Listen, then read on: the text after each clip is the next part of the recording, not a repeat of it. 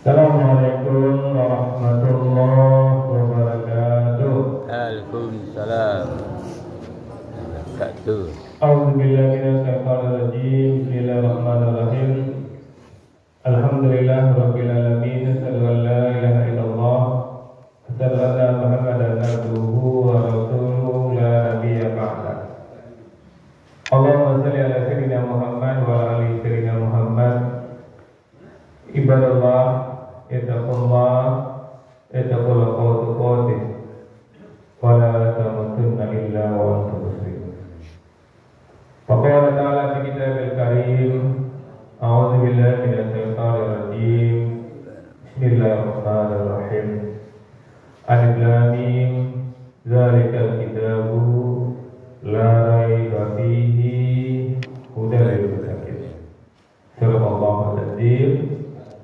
Bapak Ibu yang sangat kami muliakan, alhamdulillah kita bersyukur kepada Allah kembali dengan izin dan rahmat Allah kita mampu mengawali hidup kita di masjid ini. Semoga Bapak Ibu hadirnya kita di masjid ini benar-benar tercatat di sisi Allah Subhanahu wa Ta'ala. Kita semua mendapatkan pahala terbaiknya. Bermohon betul kita kepada Allah, Bapak Ibu, kiranya setiap detik yang kita lewati benar-benar bernilai ibadah. Dan bermohon betul kita kepada Allah, kiranya hidayah Allah selalu menyertai hidup kita sampai kita tinggalkan dunia ini. Amin Allah. Amin ya Allah ya Rabbal alamin. Bapak Ibu, penduduk surga yang masih berada di dunia yang kami muliakan, subuh ini kami ingin melanjutkan kajian tafsir kita. Surah Al-Imran ayat 1, 2, 3 sudah kita sampaikan sebelumnya. Sekarang kita sampaikan di ayat yang keempat. Surah Al-Imran artinya surah keluarga Imran. Jadi kita harus tahu siapa itu keluarga Imran. Imran ini adalah kakek dari Nabi Isa, ya. Karena Maryam itu anak dari ayat 1 sampai 3 saya sudah sampaikan kemarin, di mana orang Nasrani mendatangi Rasulullah, mendakwahi Rasulullah akan kebenaran Yesus Kristus, akan kebenaran Injil. Maka turunlah ayat ini. Di ayat yang keempat ini Bapak Ibu, Allah menyerahkan dalam Al-Quran min qablu hudan linnas. Sebelumnya petunjuk bagi manusia, wa anzalal furqan, dan dia menurunkan Al-Furqan. Innal ladzina kafaru bi ayatillah lahum azabun sadid, dan orang-orang yang ingkar terhadap ayat Allah akan memperoleh azab yang pedih. Wallahu azizun intikam. Allah Maha Perkasa lagi mempunyai hukuman. Allah perlu sekali mengingatkan kita bahwa Allah itu azizun dzuntikam, Maha Perkasa, dan juga Maha mempunyai hukuman. Poin-poin apa yang bisa kita lihat di sini Bapak Ibu, pelajaran bagi kita, karena kita tentu Al-Quran yang kita ambil hikmah dan pelajarannya.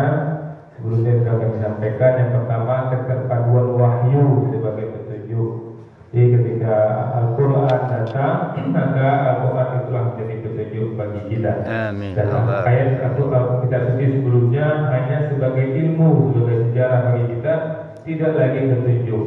Karena Al-Quran itulah dzalikal kitabu la raiba fihi hudan. Inilah kitab, tidak ada keraguan padanya, petunjuk bagi orang yang bertakwa. Kemudian di sini pelajaran kita ambil peringatan bagi orang yang engkar. Di ayat ini Bapak Ibu menegaskan bahwa orang-orang yang mengingkari ayat-ayat Allah, tidak yakin dengan ayat Allah, atau sebagian diyakininya, sebagian lagi ditolaknya, maka Allah katakan di sini akan mendapatkan azab yang berat. Jadi inilah peringatan Bapak Ibu, kan belum dapat azab lagi, bahkan dapat azab. Berarti ini peringatan. Berarti Allah itu sudah ingatkan Bapak Ibu. Seperti ketika ada orang lewat, kita tahu itu ada lubang besar, ada orang lewat aja lewat itu ada lubang kacang begitu. Hanya lewat dia, setelah itu lubang. Kecuali dia tidak lewat, itu tidak akan selamat dari lubang yang besar itu. Nah ini aturan sudah hadir untuk itu Bapak Ibu. Jadi jangan pernah katakan Allah menginginkan kita masuk neraka, tidak. Allah wanti-wanti, Allah ulang-ulang. Al-Quran ini berulang-ulang, kami katakan kita yang tidak berulang-ulang membacanya, tentu kita tidak dapat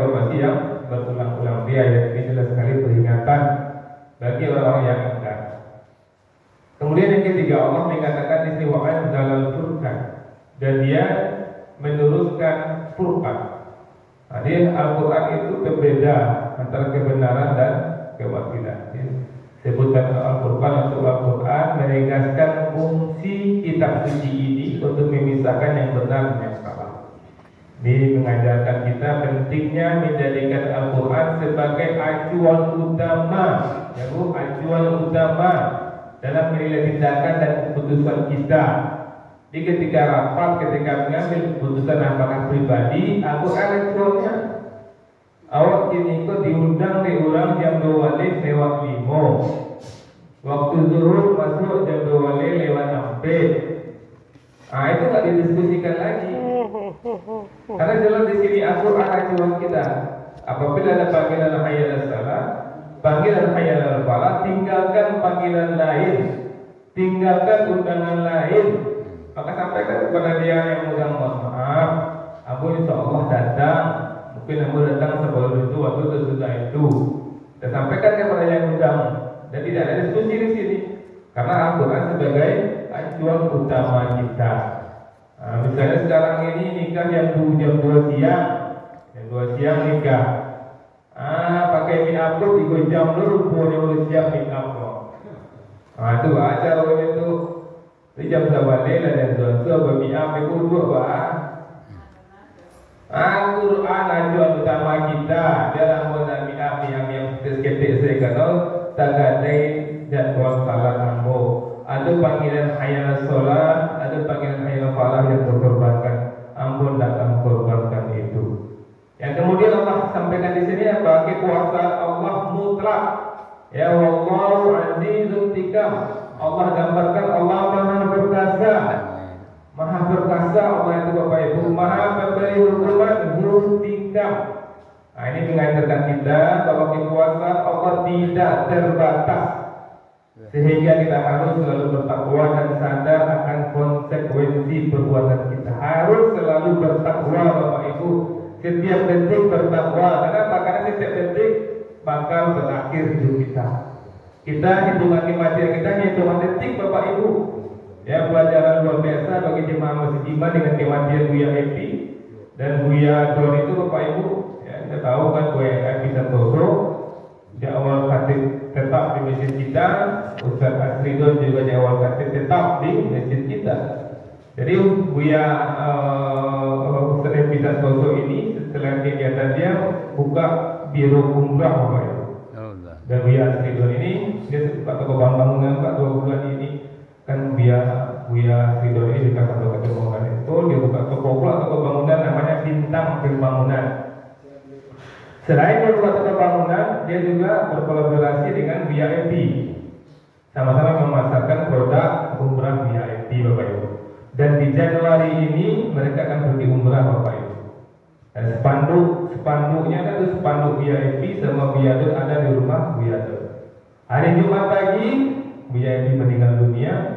Buya Don itu kaget Buya Epi meninggal dunia, dia baca inna lillahi wa inna ilaihi raji'un. Buya Don setelah khatib Jumat dia dikhatib Bapak Ibu. Dan dia membiasakan silaturahmi ke orang tuanya masih hidup yang perempuan ke lasi agama. Setelah dia khatib Jumat dia langsung bergerak ke lasi. Ilmu merintang dia meninggal dunia Bapak Ibu. Dia meninggal dunia karena Allah mengetabrak mobil. Tapi setelah dilihat di CCTV itu Bapak Ibu, dia ketika dia atas motor sudah meninggal dia. Karena ketika dia jalan-jalan di TV itu, ini mobil truk kan jatuh dia karena jatuhnya dia tiba-tiba dan kata Allah badannya sampai ke ban mobil itu. Jadi ketika orang melihat, tidak bergerak. Biasanya kalau itu bergerak tangan seketik, maka diyakini dia sudah meninggal sebelumnya. Jadi Allah tunjukkan kepergian 2 orang mulia ini Bapak Ibu betul-betul di hari yang berkah. Makanya kita Bapak Ibu kita lihat kejadian Buya Epi, Buya Don. Apa beda dengan kita Bapak Ibu? Dia dengar kabar berita duka pagi hari dia ucapkan inna lillahi wa inna ilaihi raji'un. Jam 2 orang lain mengucapkan inna lillahi wa inna ilaihi raji'un untuk Buya Don. Maka di sini Bapak Ibu yakinlah kuasa Allah itu maha mutlak. Dan yang terakhir Bapak Ibu, rahmat Allah bagi seluruh manusia. Ini petunjuk berupa kitab-kitab suci adalah wujud kasih sayang Allah kepada kita Bapak Ibu. Karena Kenapa Riyadun mau hati Jumat? Kenapa Riyadun mau mengingat orang tuanya? Karena Al-Quran yang menuntun dia untuk itu, Bapak Ibu. Nah, 5 tahun yang lalu jadi katakan koma seminggu, Bapak Ibu. Seminggu dia koma, maka keluarga pun sudah siap dia meninggal dunia ketika itu. Tapi Allah izinkan dia sehat, pulih kembali. Ketika sehat, ketika dia yang berusaha, ketika itu Allah panggil. Ketika keluarga siap dia meninggal, dia tidak meninggal. Ketika keluarga terpikir dia meninggal. Itulah ujian Bapak Ibu. Allah mengatur kehidupan ini Bapak Ibu. Maka buat kita, sehingga kita dekat dengan Al-Quran, buat jiwa kita, buat hati kita, bisa kita menikmati hidup. Itulah Bapak Ibu lebih kurang ayat 4 dan insyaAllah hari-hari selanjutnya kami berupaya untuk menyampaikan kajian tafsir di sini. Banyak maaf. Assalamualaikum warahmatullahi wabarakatuh. Waalaikumsalam warahmatullahi wabarakatuh.